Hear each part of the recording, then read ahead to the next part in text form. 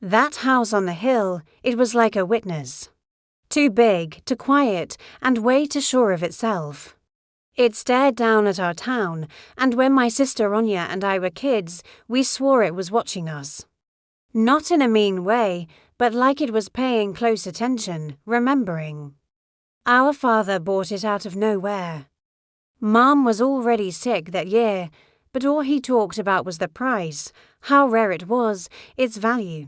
We moved in a rush, didn't even get to say goodbye to our old life. The house just swallowed us. The ceilings were so high they made our voices sound small, and the hallways felt like they stretched on forever. At night, Anya would whisper that the house didn't like strangers. I'd laugh, but I started walking more quietly too. Then Mom died. And the house changed. It felt hollow, cold, and that's when Irina arrived. She walked into our lives just like she walked into the house without a moment's hesitation. Her voice was soft. But there was no arguing with it. She moved the furniture, rewrote all the rules, and slowly erased our family's habits. Our bedrooms became guest rooms, our entire childhood became an inconvenience, and our father, he just stayed silent, so did the house. A year later, we were sent away to boarding school. It's just temporary, Irina said, but temporary turned into decades. We grew up without the house. But it never really let us go. Anya remembered everything about it, the smells, the sound of footsteps, the way the light hit the windows. She talked about the house like it was a person who had betrayed her. Me. I tried to forget.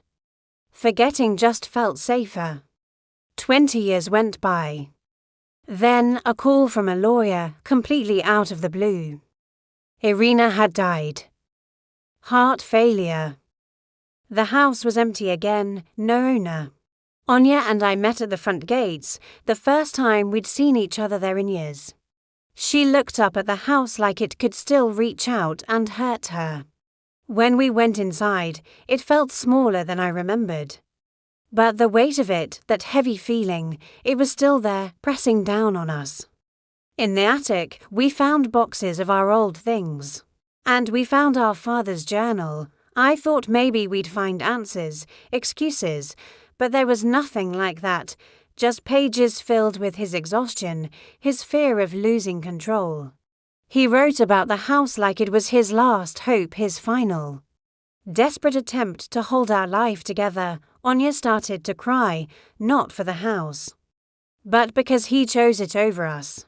That night, we found our way back to her old childhood room. Irina had never touched it. And there on the wall were the height marks, thin pencil lines with dates and our names. Anya traced her finger over the highest one. That's the last time he measured me, she said, her voice quiet. After that, he stopped looking up. He only looked at the house. Then she pulled out a lighter, a small, cheap plastic one. I've thought about this for years, she said, her voice surprisingly calm. If it took everything from us, it shouldn't get to outlive us. The old house creaked, like it was taking a deep breath, and I understood. This wasn't about revenge, it was about saying goodbye. I could almost see it, the house burning, and with it, the last piece of proof that we had ever been happy there. The choice felt brutal, and I had to make it instantly. I snatched the lighter from her hand. Then I grabbed the piece of the wall with the height marks and ripped it right off. The wood splintered with a loud crack, almost like a cry of pain. We're not destroying it, I told her. But we're not letting it own us anymore either. The next morning, we did something that Anya later called a betrayal, but I called survival. We gave the house to a public foundation. We had only one condition: the rooms had to stay exactly as they were. The height marks had to be preserved. The house became a museum, but a museum of someone else's memory.